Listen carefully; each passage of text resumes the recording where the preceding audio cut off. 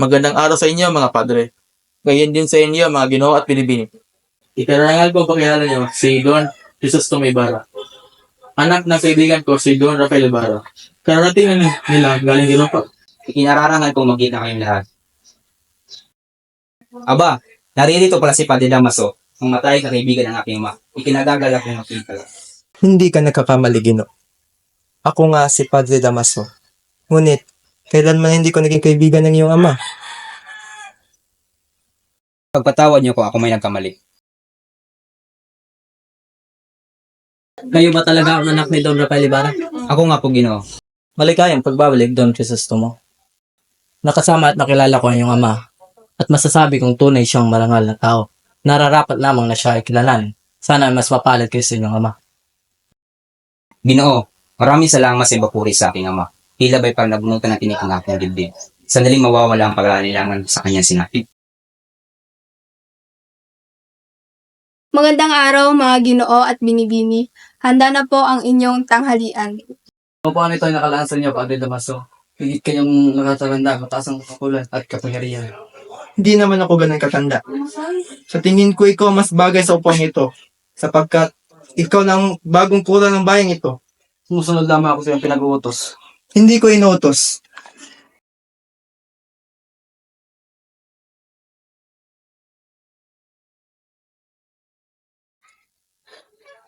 Kapitan Tiago, halina sa luwa niyo kami. Dito ka na upot sa aking upuan. Naku, huwag kayong tumindig. Ang salang ito ay para sa iyo.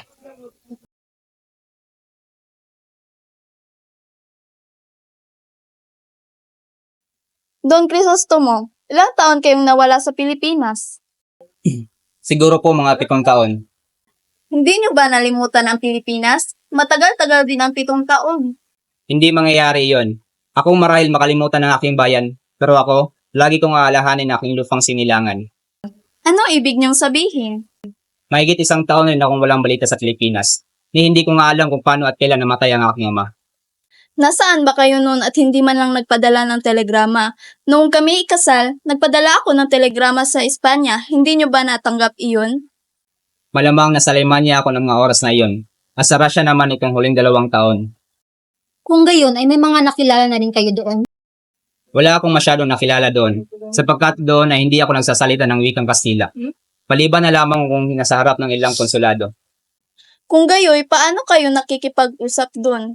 Ginagamit ko ang wika ng aking bayan, ang wikang Pilipino. Marunong ka bang magsalita ng English? Hiniraan ako sa Inglaterra ng 1 taon, at doon ay English lamang ang ginagamit. Tila'y marami na kayong napuntahang bansa, Don Ibarra. Ngunit alin sa mga bansang iyong napuntahan ang labis mong naibigan? At ano ang mga pinakamahalagang bagay na iyong nakita sa bansang iyon? Bago ko punta ng isang lugar ay pinag-aaralan ko muna ang kasaysayan nito, maging ang pagunlad nito. At lagi ko napapansin na ang kanlaran ng isang bayan ay may pagnahin sa kalayaan. Kung gayoy, ang kalayaan ay nakakamit lamang kung ang isang bansa ay may pagmamahal sa sarili at sa kanyang mga ninuno. Yun lang ba yung natutunan mo? Nag-aksaya ka lang pala na sa lapis yung paglalakbay. Kahit bata, alam yung sinasabi mo. Ipagpatawad niyong lahat, kaya nakala ni Padre Damaso na ako'y musmus pa rin kagaya ng dati nilang magsama ng aking ama. Mga Ginoo at Binibini, hayaan niyo ako'y magpaalam na. Marami pa akong kailangan tapusin.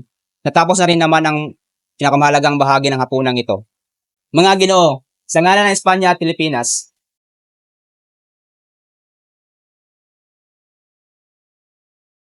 Sandali lamang, huwag kayong umalis. Ilang minuto na lang, nandito na si Maria Clara. pupunta ako dito bukas. Sadyang may kailangan lamang kung dapat dalawin na hindi maaaring pagkaliban. Makita nyo na? Hindi matanggap na napasalita ng isang kura. Akala mo kung sino na makasta. Ito ba yung bunga na pag-aaral sa Europa? Kung ako lang ang masusunod ay dapat ipagbawal na ang pag-aaral ng mga batang Indio sa Europa. Sapagkat may masama itong maidudulot.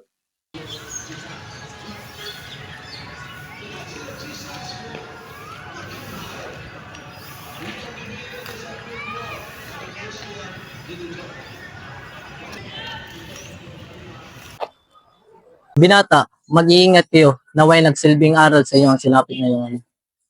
Pang malapit sa puso yung aking ama. Maaari niyo bang ikwento sa akin ang totoong nangyari sa aking ama? Hindi niyo ba rin ba nalalaman? Ano ba talagang nangyari?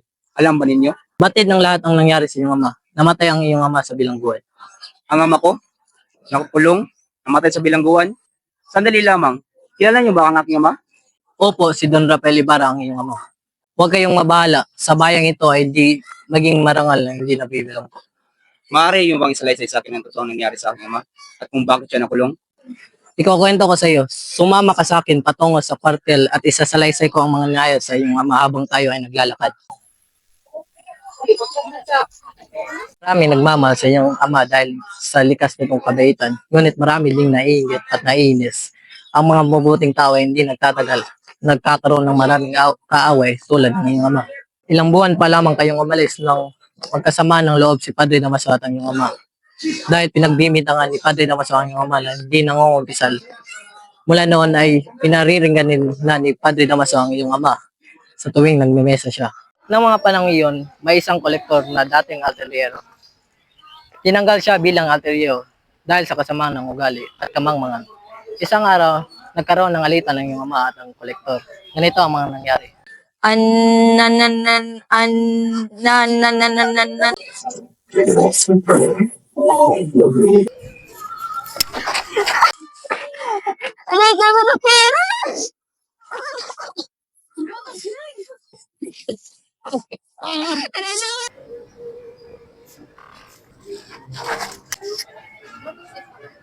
Namatay ang kolektor at ako lang. Nag-iingat dito siya sa paso. Hanggang na pinawian ng buwan. Isang araw, nagkasakit ang iyong ama at pinawian din ng buwan sa loob.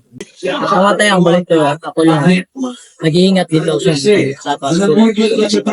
Hanggang na pinawian ng buwan. Isang araw, nagkasakit ang iyong ama at pinawian din ng buwan sa loob. Malalaman mo ang ibang pangyayari kay Kapitan Tiago. Kailangan ko nang bumalik sa kartel hanggang sa muli, Pino. Maraming salamat sa impormasyon, Teniente.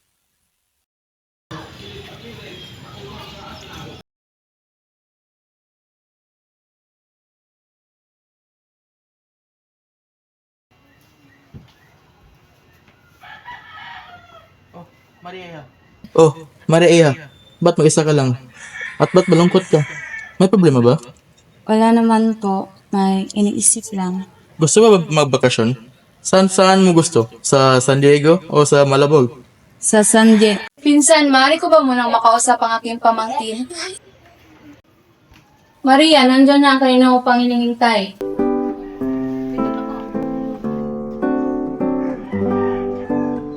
Oh, nandito ka na pala, Don Ibarra. Karan, ba't ginawa mo yun? Sige, maiwan ko muna kayo. Sige. Meron kaming gagawin ngayon. So, maiwan muna kayo. Mabuti naman at nakaisip kang dumalaw. Akala ko nakalimutan mo na ako. Hindi kita makakalimutan, Maria. Ultimong sa panaginip ko, ikaw ay aking nakikita. Hindi ka kailanman nawala sa puso at isip. Naalala ko pa nga noon, pinagalitan ako ng profesor. Sinabi niya sa akin, nakalimutan ka na. Ngunit ikaw pa rin talaga ang sinisigaw ng isip ko. Totoo bang mga sinasabi mo? Kahit kailan hindi ako nasinungaling sa iyo. Lalo na mga binibitaw mong salita ay galing sa puso ko. Kahit kailan talagang napakabalera mo. Sandali, naalala mo ba ito? Iyan ba mga sulat ako yung umalis? Bakit? May iba ka pa ba isinulat para sa aking ginawa? Ano bang sinabi ko dyan? Marami kasi nangalingan. Sinabi mo dito sa akin na kailangan mo lang umalis at mag-aral dahil sa kagustuhan ng iyong ama at... Oo nga pala. Bakit? May problema ba? Nakalimutan kung may kailangan pala akong dapat gawin. Kailangan kong magtungo sa aking bayan upang magbisita ang aking ama sa cementerio.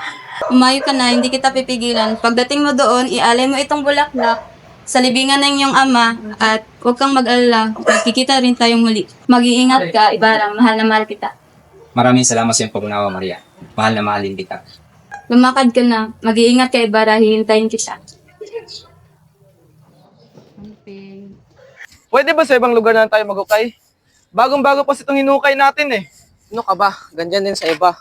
Pero sariwang-sariwa pa itong hinukay natin. Yung mga buto, May mga dugo pa. Oh, di ko na kaya. Di na ako magtatagal at nasusuka na ako. Napakaselan mo naman. Paano lang kapag intosan kami ng isang bakay? Sa 2 araw pa lang ito nalibing. Sa mga oras na yun, malakas ang ulan. Kaya kami nabasa ng mga bangkay na napunod ng kabaong. At ang malala pa doon, namatay ang dala-dala kong ilaw. Nakakilabot naman yung mga sinasabi. Hindi lang yun. Natanggat ko sa pagkakapako ang kabaong at lumantad ang kalahating katawan ng bangkay. At napakabaho pa ng amoy nito. Naku po, bakit mo naman kasinukan yung bangkay? At saka sino ba nagutos sa'yo na gawin yun? Makatanong naman to, Agas. Parang ikaw lang yung ulang kasi lang nagtanong sa akin ng palihim. Kaya ko lang, gaya ng anong sabi niya sa akin, kaya ko lang naman hinukay ang bangkay na yun kasi ito sa akin na kurang malaki. Ganon? Pagkatapos nun, anong ginawa mo sa bangkay? Nilibing ko ito sa libingan ng mga inchik, gaya ng sabi sa akin na kurang malaki. Ngunit, hindi ko ito nagawa dahil sa pagkigatan ng bangkay at malakas ang ulan sa mga oras na yun. Ay nako, huwag ka na magtanong. Okay na tayo.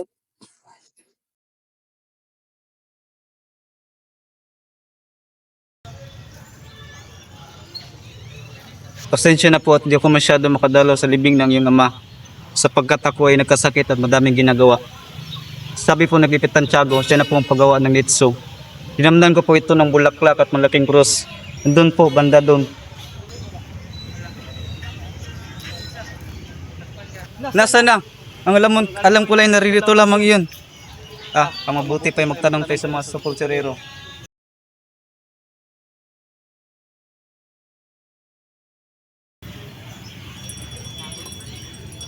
Magandang araw mga Ginoo. Hindi ba kami magtanong? May nakita ba kayong bibing doon na may palatandaan na malaking krus? Doon, banda doon. Yung malaking cross po ba na may nakaukit na yan na dibuho at tatalian ng yantok? At ang libing nito ay natatamnan ng mga bulaklak? Oo, yun nga. Pwede mo ba kaming dalhin sa libing na yun? Yun ba? Sinunog ko na ang cross na yun eh. Sinunog? Bakit mo sinunog? Dahil ito ang sinabi sa akin ng kurang malaki, yung kurang namamalo, si Padre Garote. Kung gayoy, nasaan ang punto ng aking ama? Siguro naman ay alam mo kung saan siya nakalibing. Ngunit wala na ang bangkay na sinasabi niyo dyan. Hinukay ko na ito at inilibing sa libingan ng mga inchik. Ngunit malakas ang ulan ng gabing yun kaya ay... At ginawa mo naman. Hindi ko po yun nagawa, kaya wag po kayong magalit. Tinapon ko lang ito sa ilog kaysa sa mapasama sa libingan ng mga inchik. Ikaw ay isang sawing palad.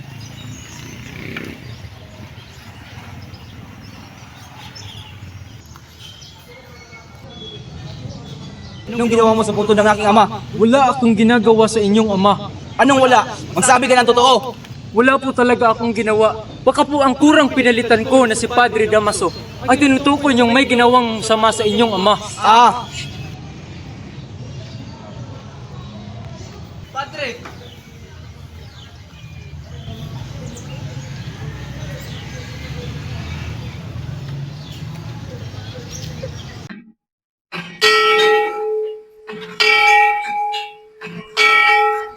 Batagan pang lubid, Crispin. Kuya, ayoko na dito. Natatakot ako. Umuwi na tayo sa bahay. Doon na hindi ako matatakot at doon na hindi ako papagitang mananakaw. Hanggang kailan po ba tayo ganito, kuya? Sana pagka-uwi natin ay magkasakit na lamang ako para alagaan ako ng nanay. At hindi niya ako pabalikin dito sa kumbento. Ikaw din, kuya. Sana magsubay tayo magkasakit. Huwag! Mas mahihirapan tayo kung magkakasakit tayo. Mamamatay sa sama ng loob si nanay. At tayo naman sa gutom. Magkano ba ang sweldo mo ngayong buwan? 2 piso. Malaki pa ang nabawas dahil sa ilang beses na multa. Kuya, bayarin mo. Sinasabi nila sa laki na ninakaw ko. Nasisiraan ka na ba? Ang sabi ng sakristang mayor ay 2 unso ang kinuha at katumbas iyon ng 30. 2 piso. At hindi ko kayang bayaran iyon. Kulang pang sweldo ko. Sabi ng sakrisan mayor ay papatayin niya daw ako sa palo kapag hindi ko nailabas ang kwarta. Kuya, yung nasa akin man yun, hindi sana matagal ko na yung binalik. Ay nako, sana lang talaga totoong ninakaw ko na mga salapi. Ang kinakatakot ko lamang ay baka malaman natin ni nanay. Basilio! Ikaw ay minumultahan. o ng kalahati dahil sa maling pagpapatunog ng kampana. At ikaw naman, Crispin, hindi ka makakauwi hanggat hindi mo na ilalabas ang iyong ninanakaw. May pahintulot po ba kami makauwi? Hinihintay na po kami ng aming ina. Hindi! At ikaw naman, Crispin, sumama ka sa akin. Kuya! Parang awa niyo na. Isang linggo na namin hindi nakikita ang aming ina. Kuya, tulungan mo ako! Ikaw ba ang ina ng mga nanakaw? Magtapat ka kung ayaw kang saktan namin. Ina ng mga magnanakaw. Saan ang mga salapi na binigay ng mga anak ko kagabi? Salapi? Anong salapi? Huwag kang magsinungaling. Sabihin mo sa akin kung nasaan ang mga anak mo. Ang malaki ay nakatakas. Saan mo dinala ang maliit? Mga Ginoo, ang anak kong si Crispin matagal nang wala dito sa bahay namin. At pumunta ako kanina sa kumbento at ang sabi ay, Tama na. Ang mabuti pa ibigay mo lang sa amin mga salapi na binigay ng anak mo kagabi. At pababayan ka na namin. pero hindi magnanakaw ang mga anak ko. Kilalang kilala ko sila at kahit wala silang makain. Kung ganon, sumama ka sa amin sa kwartel.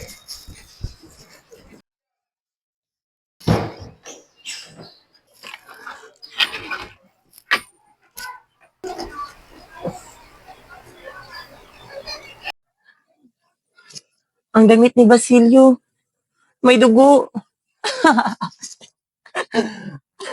May dugo. Ang damit ni Basilio. May dugo ang damit ni Basilio.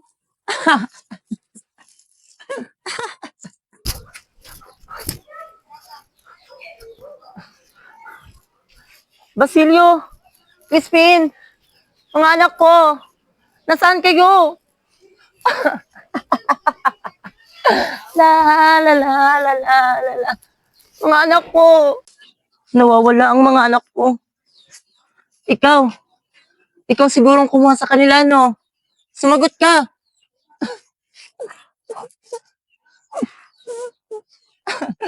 Nawawala ang mga anak ko. At kagagawan yung lahat to. Lahat kayo!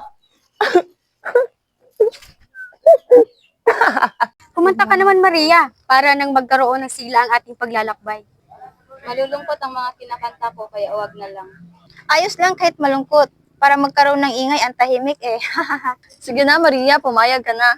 Hay nako, sige na nga, pero isa lang ha.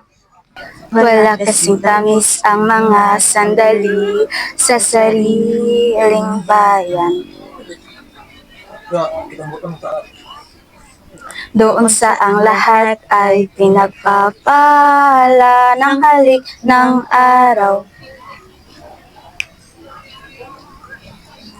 May buhay na dulot ang mahinhing simoy na galing sa parang pagsintay, matimyas at napakatamis ng kamatayan man. Maapoy na halik ang idinarampi ng labi ng ina. Pagising ng sanggol sa kanyang kandungan na walang balisa. Pagkawi sa leeg ng bisig na sabi, Papa, umaga na. Matang nagniningning ay nangakangiti, pupos ng ligaya. Mamatay ay langit kung dahil sa ating lupang tinubuan. Sino ang taong kabag-abag na yon? 4 na taon na siyang ganyan. Naniniran siya sa libingan ng mga incheck. Sabi ng iba ay nakuha niya ang sakit na kanyang ina. Sabi na naman ng iba ay nahawa siya sa loob ng bilangguan. Lumalayo siya sa mga tao, ngunit pinapalo siya minsan ng kapitan. Bakit naman siya pinapalo? May niligtas daw kasi siyang isang bata na hulog sa kanal. Ang sabi ng kapitan ay mas mabuti pang mahulog ang bata sa kanal kaysa naman magkaroon ng kentong.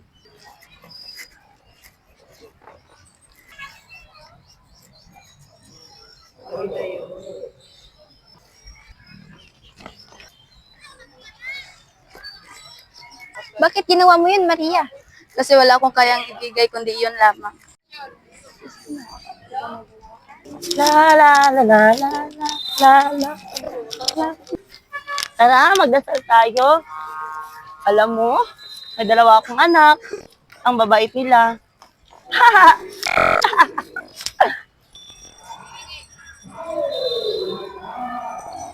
Krisostomo, akala ko ba may ginawa ka ng paraan upang matulungan ang babaeng iyan? Sa ngayon ay wala pa akong nagagawa. Ngunit nakausap ko ng kura at handa niya akong tulungan. At saan siya dadalhin? May ginawa ba siyang kasalanan? Bakit niya siya hinuli? Malinaw na malinaw, Ginoo, na nanggugulo siya. Kaya dapat namin siyang hulihin.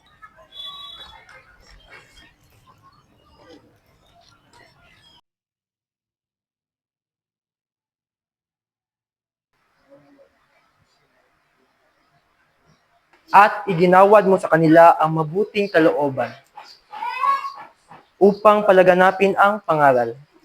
Hindi mo binawi ang biyaya ng salita sa kanilang bibig at sa halip ay binigyan ng tubig upang mapawi ang kanilang mga uhaw. Ang mga salita ng Diyos ang magpapaunlad sa inyo. Kaya't kayong makasalanan, masdan niyo siya ng buong paggalang at pagsisisi. Tingnan niyo lamang si Gideon, ang matapang na si David, ang matunggumpay na si Roldan, ang gwardyang sibil ng kalingitan na lalong malahas kaysa sa lahat ng mga sibil. Ginoong Alperes, di ba't higit na matapang at makapangyarihan ng krus kaysa sa kahit anumang sandata? Mga kapatid, nararapat lamang na isabuhay niyo ang mga salita ng Diyos. Dapat ay sinasaulo ninyo ang banal na kasulatan para naman di kayo pagsabihan pa. Dapat nyo malaman. Mag-iingat ka, kaibigan. Sa pinapalayo mong paaralan ay huwag lalapit. Unang batong ihagis ay huwag kang lalayo sa kura. Ngunit bakit? May nangangambang panganib po sa inyo. Basta sundin nyo na lang ang sinasabi ko. Huwag na kayong magtanong. Ito rin ay para sa inyo. Dapat niyong malaman ang mga mahalaga at mga kailangang bagay, ngunit marami sa inyo ang nakalimot kaya namatay ng di nagsisisi. Nasasabi nga sa Biblia na kung meron kayong isang bahagi ng katawan na nagtutulak sa inyo sa pagkakasala, putulin niyo at itapon sa apoy. Mga kaibigan, magsitayo po tayong lahat at sabay-sabay na awitin ang Ama namin.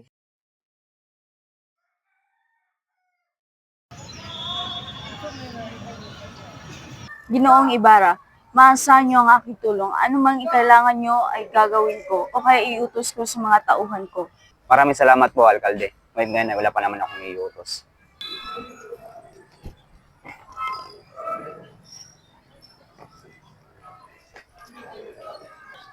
Hindi ba kayo maglalagay ng palitada doon, Ibarra? Hindi na.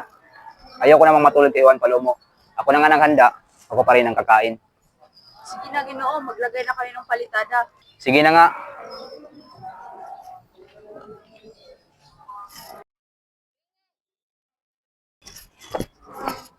Tulungan niyo akong iyaw ng sayang na babae.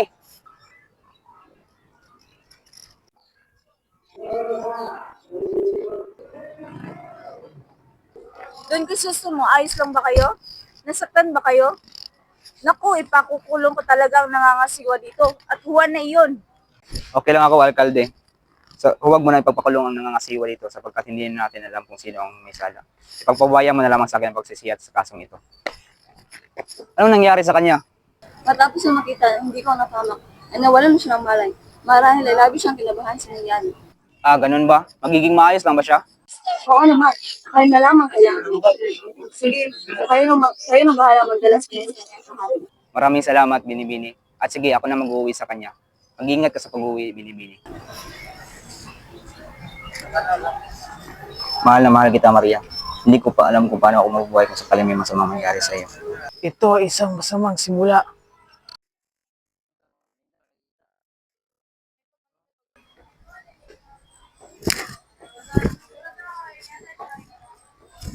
Mabuti na lamang pumunta ka dito. Dahil pupuntahan sana kita dahil sa kanding mo sumisira sa akin bakit. At kung babalik sila ulit, magpaparil sila. Ngunit hindi yun yung pinunta ko rito. Narito ako para ipaalam na nanganganib ang buhay ng mga nakararami. Sapagkat may magaganap na pag-aaral sa mamayang gabi. Sino sa kanila? Sino? Paulanan ko sila lahat ng bala. Huminahon kayo at makinig ng mabuti. May sapat na panahon tayo hanggang 8 ng gabi. Nalaman ko sa isang babae na nagsasabing sasalakayin ang kwartel at pagpapatayin lahat ng Kastila. Sabihin niyo sa akin kung sino yung babae. At agad ko siyang ipapadampot. Ipagpatawad ninyo, ngunit hindi ko pwedeng sabihin na ang pagkataon niya. Ang kupisal ay sagrado at hindi ito pinagkakalat sapagkat kasalanan itong malaki sa Diyos. Kung gayo ay kailangan natin humingi ng tulong sa ibang pangkat. Iyan ang mas mainam na gawin. Oo nga pala, maaaring ba kayong magpadala ng 4 na gwardiya sibil sa kumbento? Makakaasa kayo, Father. Salamat, Ginoo. Mag-iingat kayo sapagkat mamayang 8 ng gabi ay uulan ng bituin at krus. Alis na ako hanggang sa muli.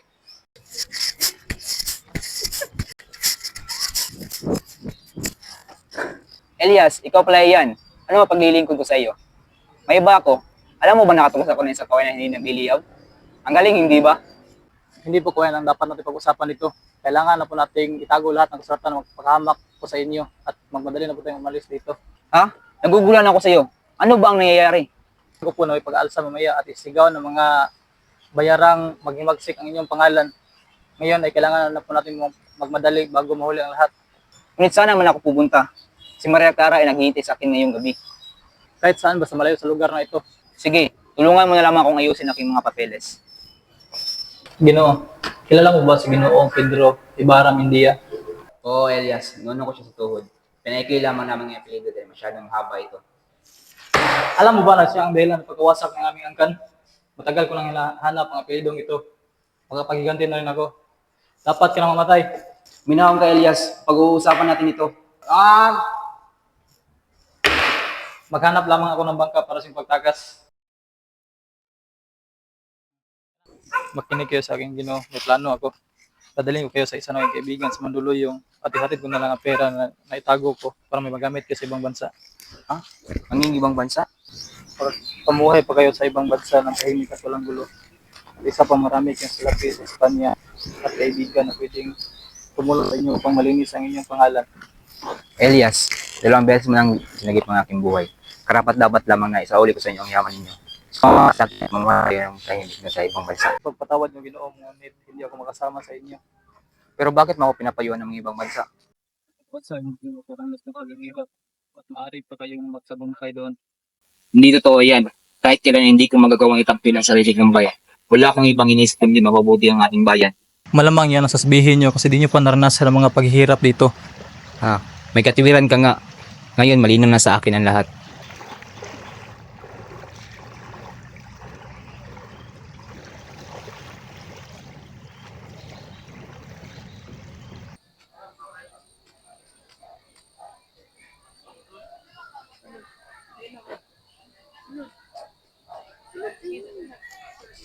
Nay! Sandali! Sino ka? Hindi ko ang anak ko. Nasa kumbento ang mga anak ko. Naku, baka nakauwi na sila. Sigurado akong pagod sila. Uuwi na muna ako at paglulutuan sila. Nay, ako po ito, si Basilio. Hindi niyo pa ba ako nakikilala? Basilio? Anak? Nay! Nay! Nay! Sino ba babaeng to? Si Tita ang nanay ko. Ina. 2 araw na kung hindi ko makain at uminom. Ilang oras na lang mamamatay na ako. Sulugin mo ang pagkain namin ang iyong ina. At kung walang darating na iba, hukayin mo ang ginto na binaon ko at gamitin mo sa pag-aaral. Nay! Si Crisostomo Ibarra, matapos ang pagkabigo sa kanyang mga layunin, ay naging takas at itinuturing na kaaway ng Estado at simbahan. Ang kanyang mapayapang adhikain ay nabigo sa harap ng katiwalian at karahasan ng mga makapangyarihan. Si Maria Clara, nang mabalitaan na si Ibarra ay patay at nang matuklasan na ang kanyang tunay na ama ay si Padre Damaso ay labis na nalungkot at nawalan ng pag-asa. Dahil dito, pinili niyang magmadre at pumasok sa kumbento, hindi dahil sa pananampalataya, kundi dahil sa kawalan ng kalayaan at pag-ibig. Si Padre Damaso ay tumutol sa desisyon ni Maria, ngunit sa huli, napilitan itong pumayag. Ito ay makapangyarihan eksena dahil nagpapakita ito ng pagkatalo ng isang ama at pari sa sariling anak, bunga ng kanyang mga kasalanan. Si Basilio, na isang inosenteng bata, ay naging saksi sa mga kasawian ng buhay mula sa pagkamatay ng kanyang ina hanggang sa mga huling salita ni Elias. Bago mamatay, isinumpa ni Elias ang katiwalian sa lipunan at iniwan kay Basilio. Ang pag-asa na balang araw, ang mga kabataan ay magiging instrumento ng pagbabago.